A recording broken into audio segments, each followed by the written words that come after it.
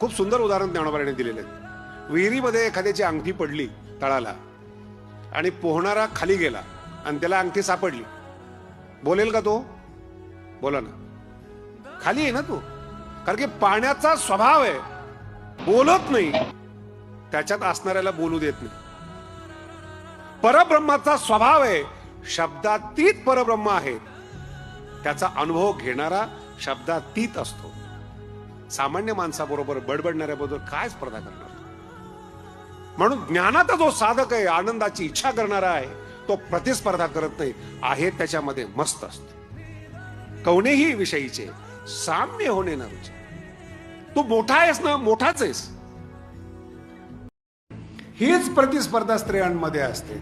माझं घर सुखी आहे म्हणून ती दुसऱ्या स्त्रीला सहन नाही करत। नंदनचे भांडणं का होतात, सासूचे भांडणं का होतात?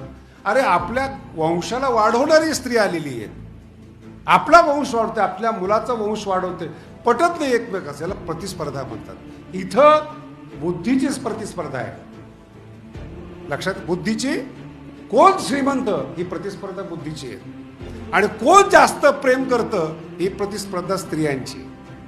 आईला वाटतं माझ्यासारखं प्रेम सून करू शकत नाही, कदाचित जर मुलगा हळूहळू बायकोच्या बाजूने जायला लागला तर रागद्वेष उत्पन्न होतात। त्याचं कारण माझ्यापेक्षा जास्त प्रेम करणारी आली, आता मुलगा मला विचारत नाही। दुःख काय आहे?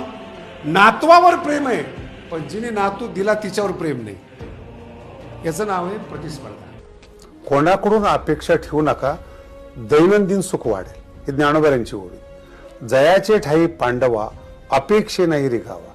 तुम्ही प्रियकराकडून, नवऱ्याकडून, मुलाकडून अपेक्षा करता, ज्ञानोबा म्हणतात अपेक्षा ठेवू नका, तुमचं आतलं सुख रोज वाढेल।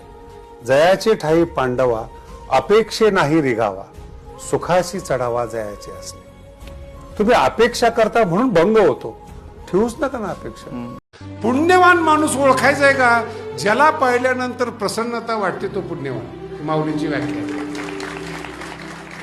माऊली सांग, दर्शने प्रशस्ती ही पुण्य पुरुष। पाहिल्याबरोबर चांगलं वाटतं अंतःकरणामध्ये।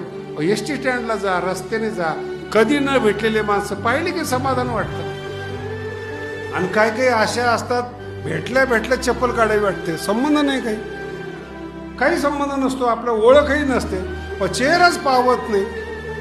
अंतःकरणातली दुष्टता चेहऱ्यावर येते, अंतःकरण, आणि ती येणारच। जगद्गुरु तुकोबराय म्हणतात, संसारात कितीही कौशल्य मिळवा, भक्ती सुख दुर्लभ आहे। आणि ज्याच्याकडे ताकद आहे ते जर गुंतलेले ना, विनाकारण दुसरा त्रास देत असतो। मोकळे आहे ना, काही ना काहीतरी काम करून ठेवणार, ते गुंतलं पाहिजे कुठं ना कुठं तरी। माइंड जर रिकामा असेल ना, एम्प्टीलेस असेल तर वाईट लागले म्हणून समजायचं। किती कॉम्पिटिशन, जगच स्पृहे। ज्ञानेश्वरी महाराज सांगतात, आस्पद एक सार्वभौमपद, मी एकटा मालक असावा, माझ्या हाताखाली जग असावं। नवरा बायकोच्या भांडण्याला कारण हाच प्रकार आहे। माझा ऐक, घराचा मालक मी आहे, नाही का? देशाचा मालक मी आहे, महाराष्ट्राचा मालक मी आहे, तालुक्याचा मालक हे त्यालाच प्रतिस्पर्धा म्हणतात। हे दुःखाला कारण आहे। किती प्रयत्न करा तुम्ही, या जीवघेणी प्रतिस्पर्धेतून बाहेर आलं पाहिजे। किती कॉम्पिटिशन, जगच स्पृहे। ज्ञानेश्वरी महाराज सांगतात, आस्पद एक सार्वभौमपद, मी एकटा मालक असावा, माझ्या हाताखाली जग असावं। नवरा बायकोच्या भांडण्याला कारण हाच प्रकार आहे। माझा ऐक, घराचा मालक मी आहे, नाही का? देशाचा मालक मी आहे, महाराष्ट्राचा मालक मी आहे, तालुक्याचा मालक हे त्यालाच प्रतिस्पर्धा म्हणतात। हे दुःखाला कारण आहे। किती प्रयत्न करा तुम्ही, या जीवघेणी प्रतिस्पर्धेतून बाहेर आलं पाहिजे। हीच प्रतिस्पर्धा स्त्रियांमध्ये असते। माझं घर सुखी आहे म्हणून ती दुसऱ्या स्त्रीला सहन नाही करत। नंदनचे भांडणं का होतात, सासूचे भांडणं का होतात?